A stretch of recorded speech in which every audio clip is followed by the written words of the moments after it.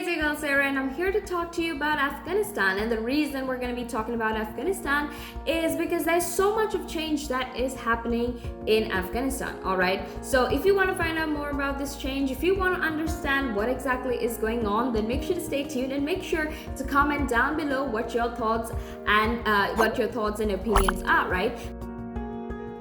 But primarily we're going to be discussing, is the United Kingdom a villain or a hero in the story of Afghanistan? Let me know what you're thinking, because I would love to hear your thoughts, and I will definitely get back to them on the next video. Alright, but now let's actually talk about the sad state of affairs in Afghanistan.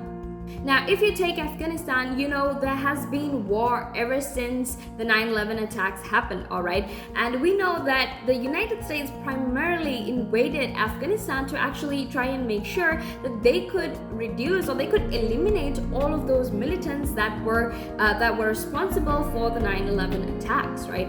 And in 2001, the Taliban was actually ousted. However, 20 years after they were ousted, in 2021, they have now gained control of Afghanistan, alright?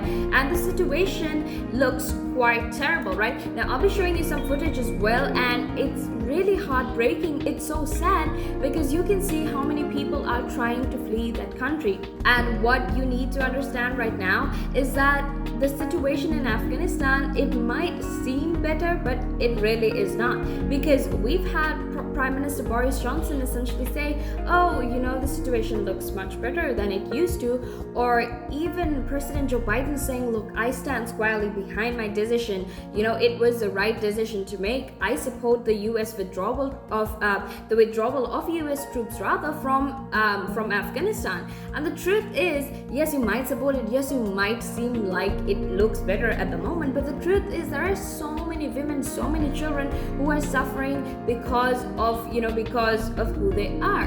And obviously we can't forget the journalists, we can't forget other people who work with Western embassies like the United Kingdom and like the United States, who are now in grave danger because of the fact that the Taliban has in fact gained control of Afghanistan. That is what is currently happening in Afghanistan, and it is quite sad.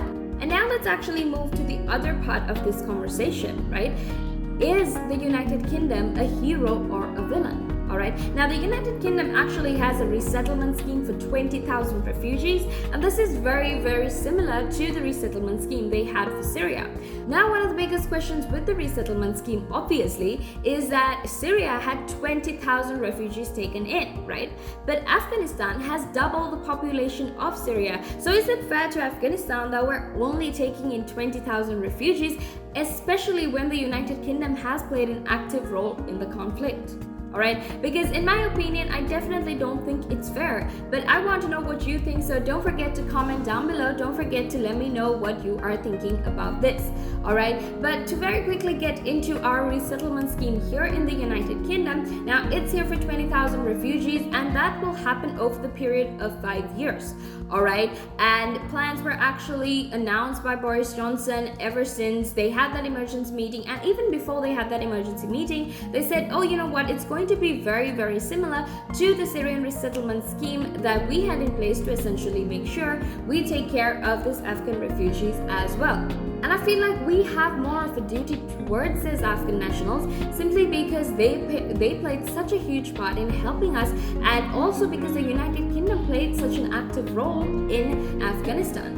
Let's talk about women, let's talk about, journalists, let's talk about other people who work with Western embassies that are at a risk right now, right? Now, Priti Patel actually said that they can get away from all of these trauma that happen in their countries and leave those terrible lives they had behind. But the truth is that actually the case? Can they actually lead a better life than they were when they were in Afghanistan? Because we know that when it comes to refugees, it's hard for them here in the United Kingdom.